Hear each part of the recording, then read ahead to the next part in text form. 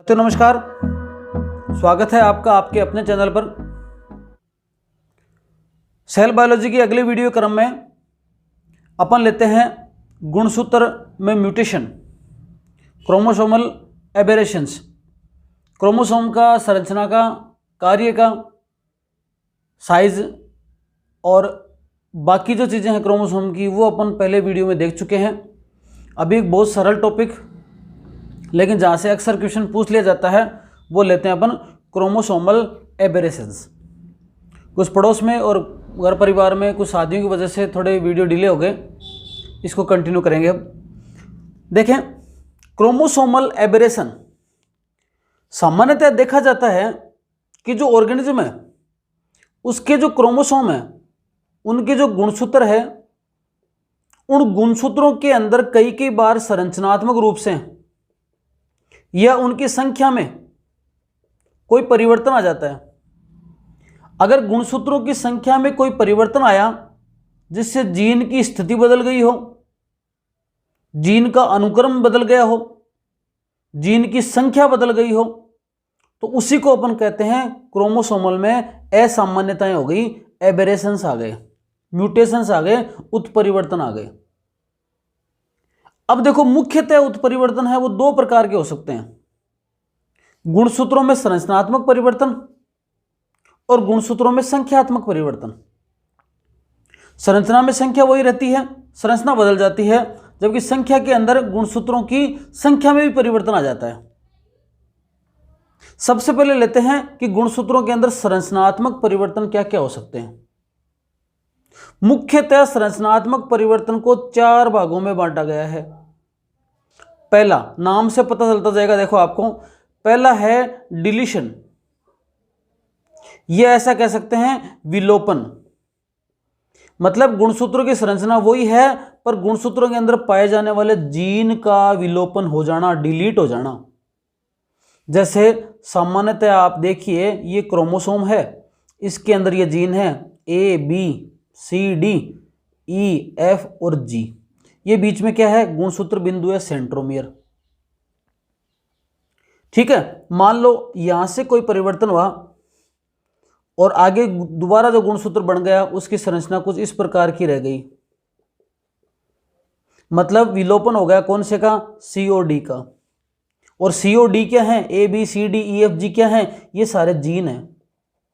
मतलब आपको इस क्रोमोसोम के अंदर 7 जीन दिखाई दे रहे हैं, लेकिन जब म्यूटेशन हो गया, जब एबेरेशंस आ गया, तो 7 की जगह 4 ही हैं अब। ठीक है, ये जो म्यूटेशन है वो दो प्रकार का हो सकता है। इसको जो अभी जो म्यूटेशन हुआ ना, इसमें देखो बीच में से म्यूटेशन हुआ है, इसलिए इस प्रकार के म्यूटेशन को तो क्या बोलेंगे? इंटरकैलरी।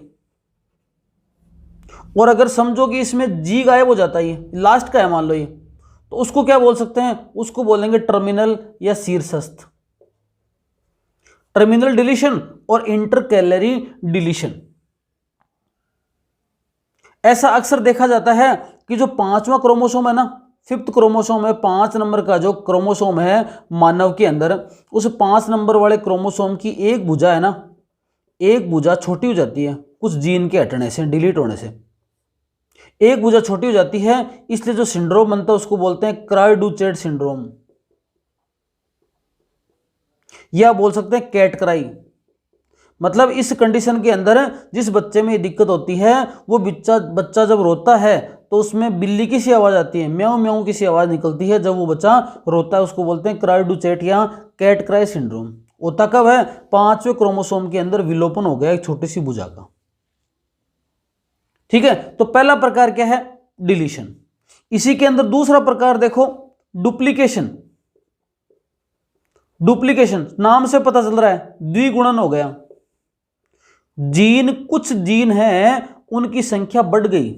जैसे मान लो ये क्रोमोसोम है एक, इसके अंदर जीन है A, B, C, D, E, F, जी, और देखा गया कि जब आपके म्यूटेशन हुआ तो इसके अंदर ए, बी, ये यहां पर हुआ मान लो म्यूटेशन, तो सी, डी, ई, एफ, जी। मतलब सी, डी और सी, डी जो जीन है वो 2 बार आ गए, मतलब सी और डी जीन का क्या हो गया? डुप्लीकेशन हो गया। ठीक है, डुप्लीकेशन हो गया। इस प्रकार से जो ये चेंजेस हुआ उसको बोला गया द्विगुणन। पहले वाले को क्या बोला गया? विलोपन बोला गया, और दूसरे वाले को क्या हो गया? द्विगुणन बोला गया। 4 प्रकार पढ़ेंगे अपन, चारों के आपको नाम याद हो जाएंगे। तीसरे नंबर का जो है, इसके अंदर उत्परिवर्तन है संरचनात्मक, उसको अपन बोलते हैं इन्वर्जन। क्या बोलते हैं? इन्वर्जन। इन्वर्जन का मतलब होता है प्रतिलोमन। देखिए इसको समझिए आप। इसमें यह होता है कि क्रोमोसोम का 2 स्थान, ऐसा समझ लिया, क्रोमोसोम किन्हीं 2 स्थानों पर टूट जाता है, 2 स्थानों पर टूट गया, और जो खंड बने ना, जो खंड बने वो क्या हो गए? इनवर्स हो गए, प्रतिलोमित हो गए। या ऐसा कह सकते हैं कि 180 डिग्री पर घूमकर, 180 डिग्री पर घूमकर पुनः जुड़ गए, 180 डिग्री पर घूमकर पुनः जुड़ गए। इस प्रकार की प्रक्रिया कहलाती है इन्वर्जन या प्रतिलोमन। एग्जाम्पल के तौर पे समझिए, जैसे ये क्रोमोसोम है A B C D E F G, ठीक है। इसके अंदर मान लो यहां से कट हुआ, यहां पर म्यूटेशन आया, तो आगे स्थिति क्या बन जाएगी? आगे स्थिति ऐसे बन जाएगी A B D C E F G. मतलब ये जो 2 क्रोमोसोम है ना, ये जो 2 जीन है ना, सॉरी, ये जो 2 जीन है ना, इनमें क्या हो गया? इन्वर्जन हो गया। ये इधर आ गया और ये इधर आ गया, और वापस 180 डिग्री पर घूमकर उसी स्थान पर वापस आ गए। जीन में कोई फर्क नहीं हुआ, केवल और केवल क्या हो गया? संरचना के अंदर परिवर्तन आ गया। अब ये जो इन्वर्जन है ना, ये इन्वर्जन भी 2 प्रकार का हो सकता है। कैसे? एक को बोलते हैं पैरासेंट्रिक, एक को बोलते हैं पेरीसेंट्रिक। हिंदी में बोलो पराकेंद्री और परिकेंद्री। ये पराकेंद्री का एग्जाम्पल है, पैरासेंट्रिक का एग्जाम्पल है, ठीक है। क्योंकि इसके अंदर जो सेंट्रोमियर है ना, वो इन्वॉल्व नहीं है। सेंट्रोमियर के इधर में हो गया प्रतिलोमन या सेंट्रोमियर के इधर हो गया प्रतिलोमन।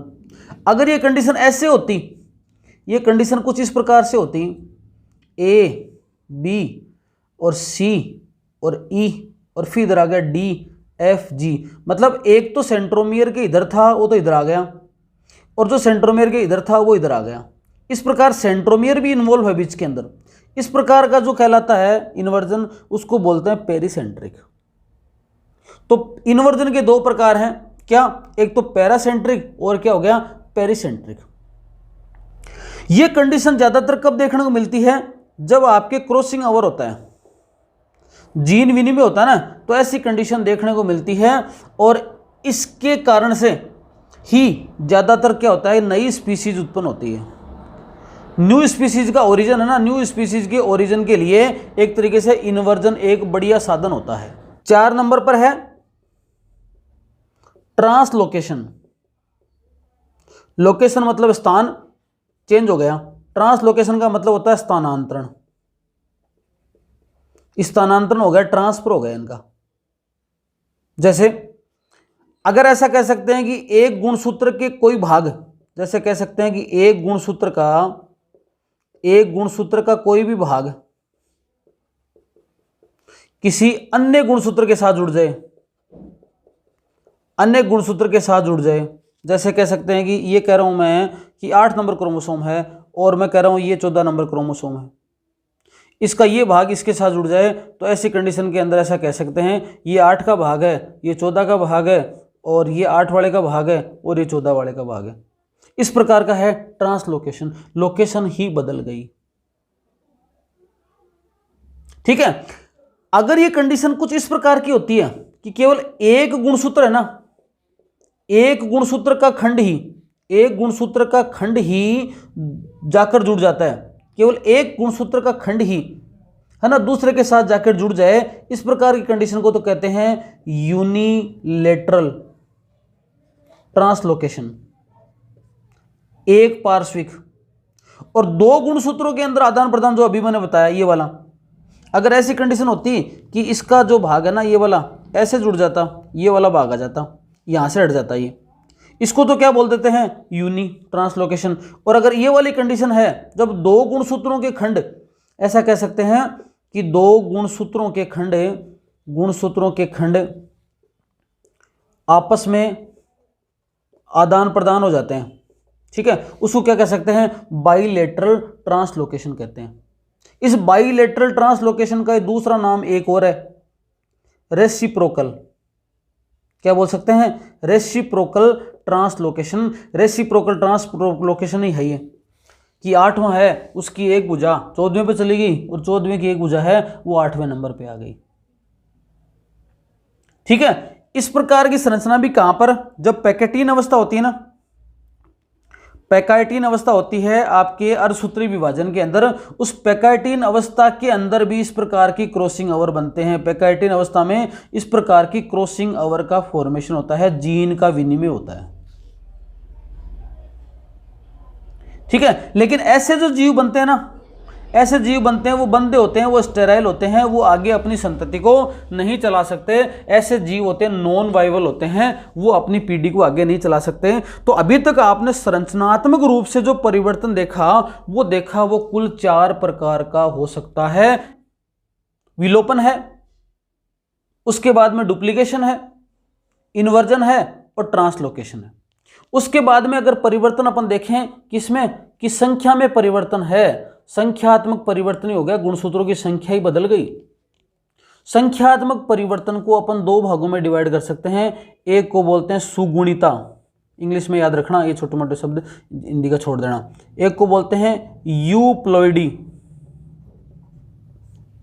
और एक को बोलते हैं एन्यूप्लॉइडी। सुगुणिता, असुगुणिता, असमगुणिता, इंग्लिश में याद रखना यूप्लॉइडी और एन्यूप्लॉइडी। देखो मैं एक एक बात आपको क्लियर कर रहा हूं।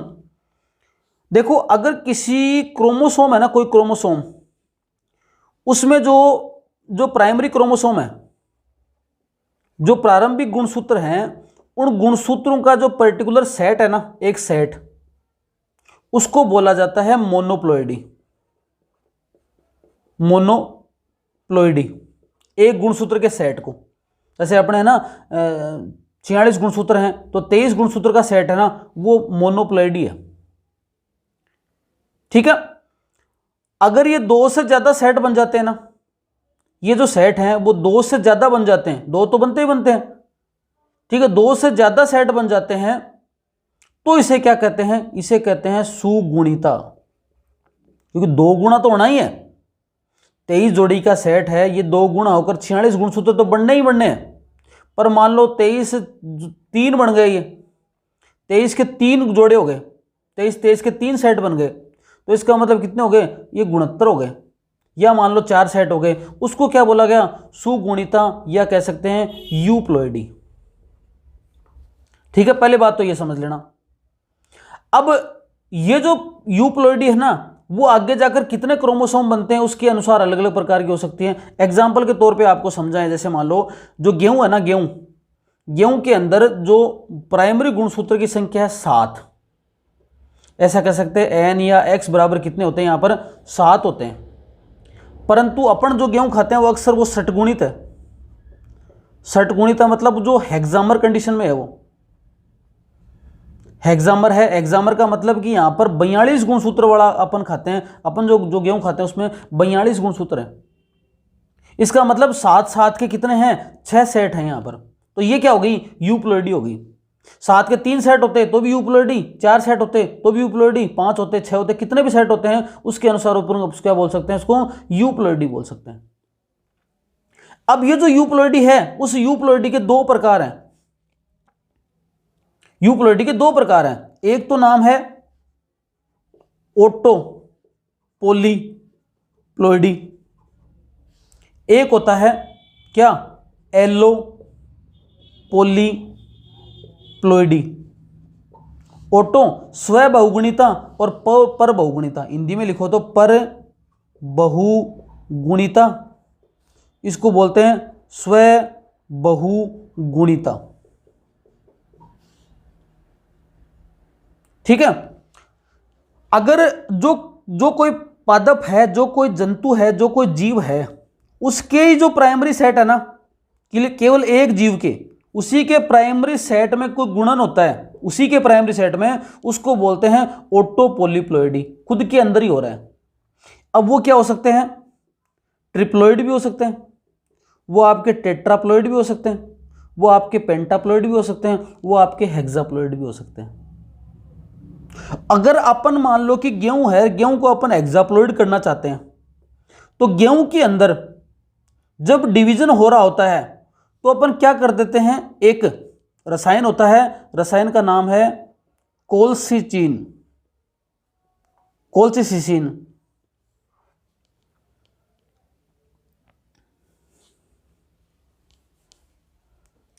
एक रसायन है, रसायन का नाम है कोल्चिसिन।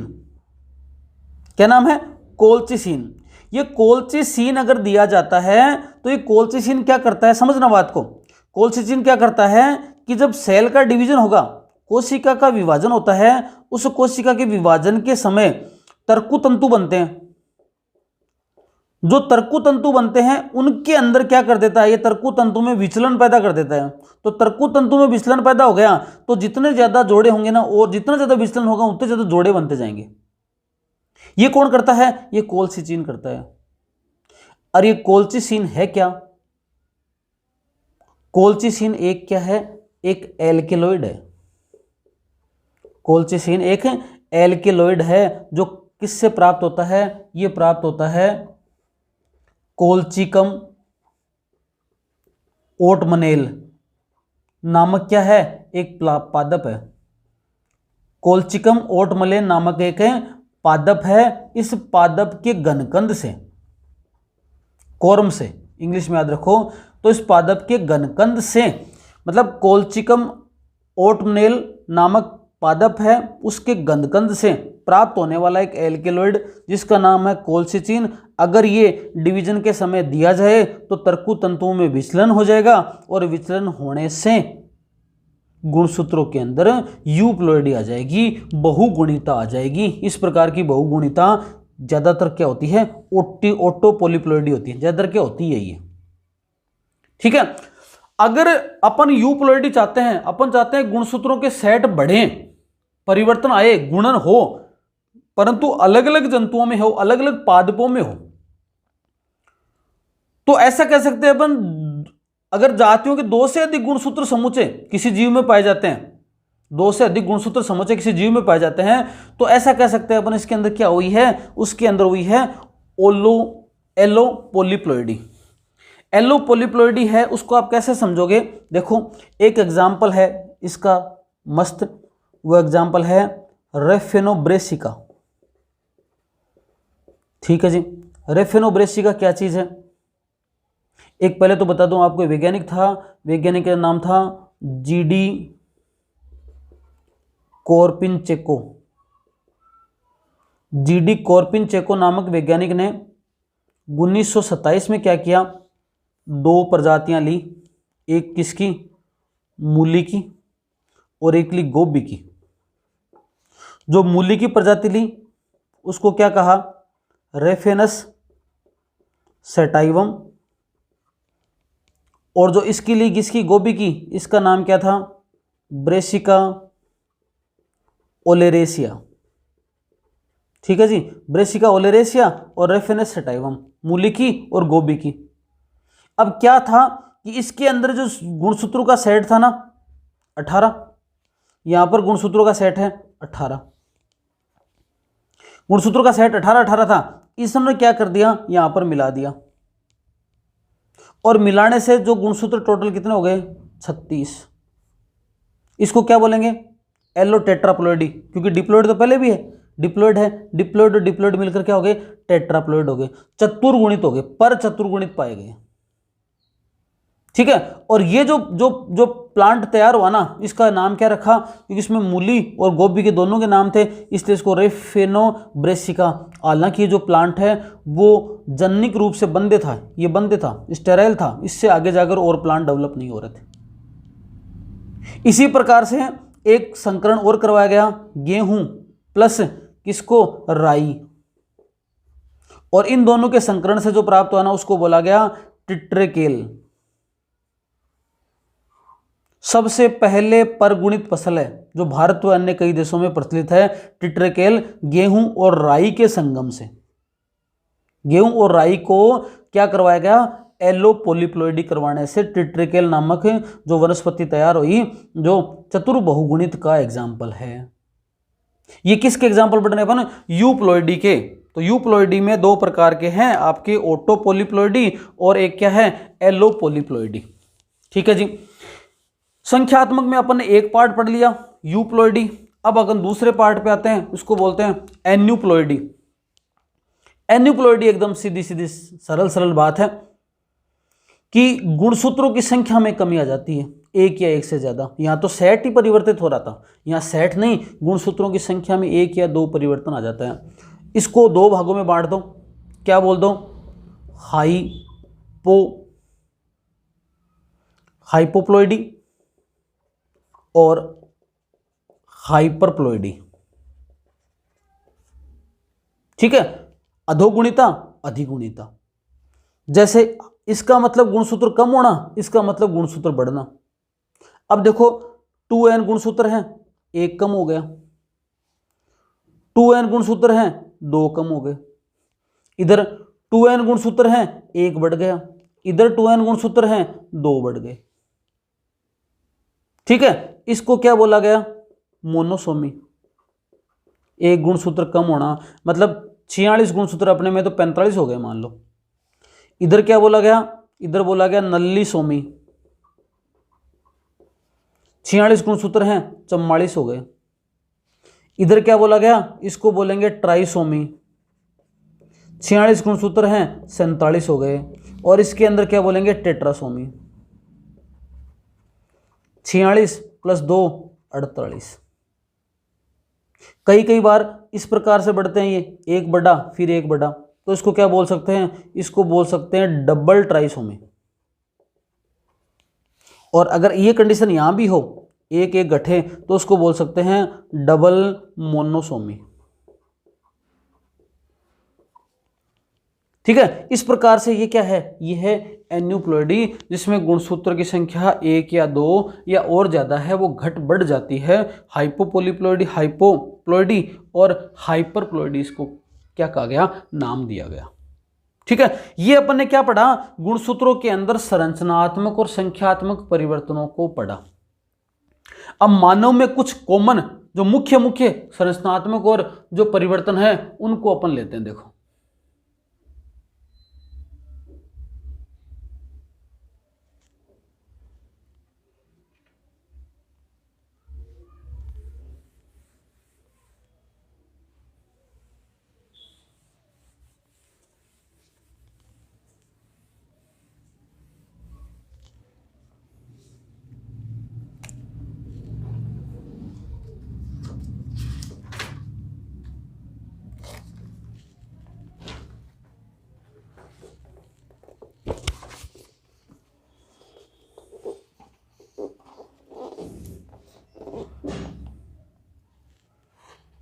ह्यूमन में कुछ एब्नॉर्मलिटीज देख लीजिए। मानव के अंदर गुणसूत्र में कुछ असामान्यताएं या विकृतियां क्या क्या हो सकती हैं। देखो, गुणसूत्र अपने अंदर मुख्यतः दो प्रकार के हैं। एक तो ऐसे गुणसूत्र जो कि सेक्स गुणसूत्र नहीं होते, ऑटोसोम, और एक होते हैं एलोसोम, लिंग गुणसूत्र या सेक्स क्रोमोसोम, है ना। ये सेक्स गुणसूत्र नहीं होते हैं, एलिंग गुणसूत्र, ऑटोसोम बोलते हैं इनको। इनके अंदर मुख्य मुख्य देखो, याद करने से पहले एक सूत्र भी याद रखो, एक होता है पेड़, इसमें याद रखो 13, 18, 21, पेड़ याद रखो, एक सूत्र पेड़ 13, 18, 21। बताता हूं, देखो एक नंबर पे पटाउ सिंड्रोम। पटराव सिंड्रोम के अंदर क्या होगा कि 13वां जो क्रोमोसोम है ना, उसमें ट्राइसोमी हो जाएगी। मतलब टोटल क्रोमोसोम कितने हो गए, 47। बढ़ा कौन सा, 13वां। ठीक है जी। 2 number Edward syndrome. Edward syndrome के अंदर जो 18 नंबर का क्रोमोसोम है ना, उसमें ट्राइसोमी हो जाएगी, बढ़ के हो जाएंगे 47। बढ़ा कौन सा, 18वां।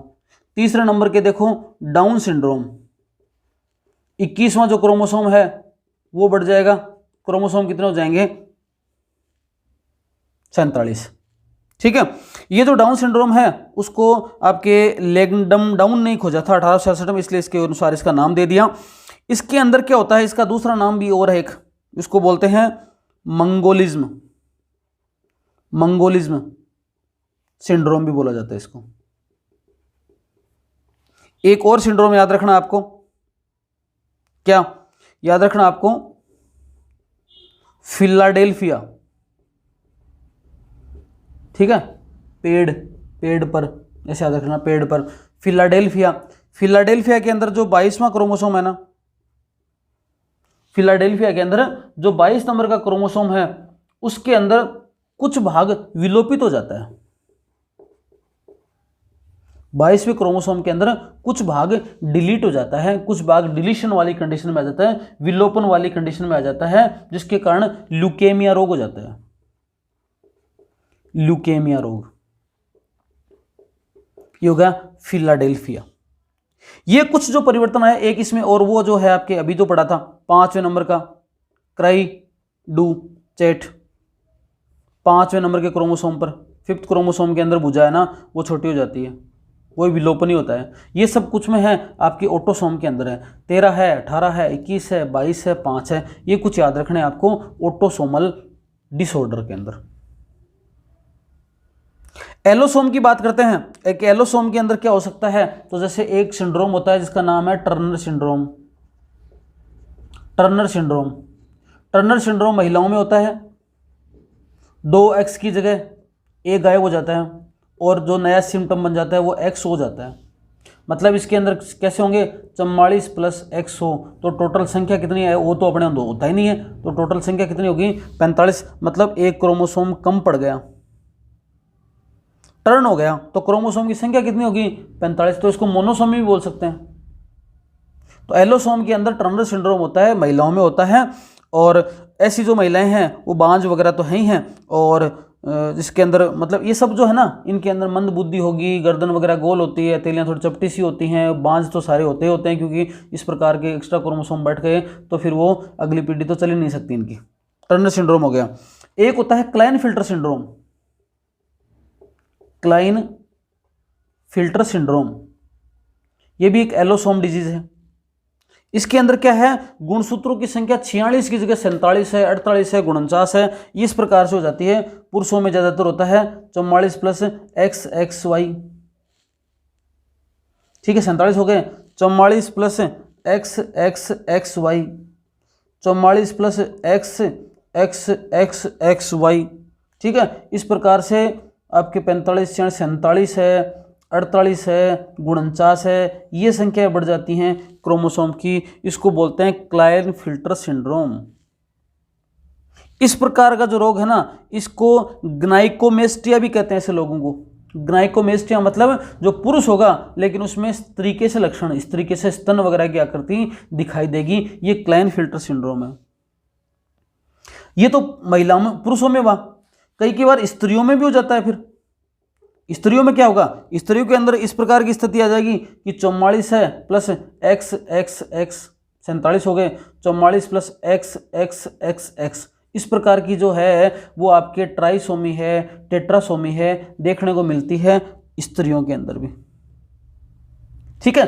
अब जो XX की जो जोड़े आए, वैसे कई बार क्या होता है कि YY के जोड़े भी आ जाते हैं, तो 44 + XYY, तो इसको क्लाइन फिल्टर नाम दिया आपने। इसके अंदर ऐसा लिख सकते हो तीसरे वाले में अतिरिक्त X गुणसूत्र, इसमें लिख सकते हो अतिरिक्त Y गुणसूत्र। एक होता है क्रोमोसोम में जो मतलब होता है जो YY है ना, ये वाला 44 + Y XYY, इस प्रकार को पर्टिकुलर नाम दे दो इसको, 1 2 3 और 4 बना, इस चौथे वाले को नाम दे दो आप जेकब सिंड्रोम, जेकब सिंड्रोम, या इसको अपराधी सिंड्रोम भी बोलते हैं।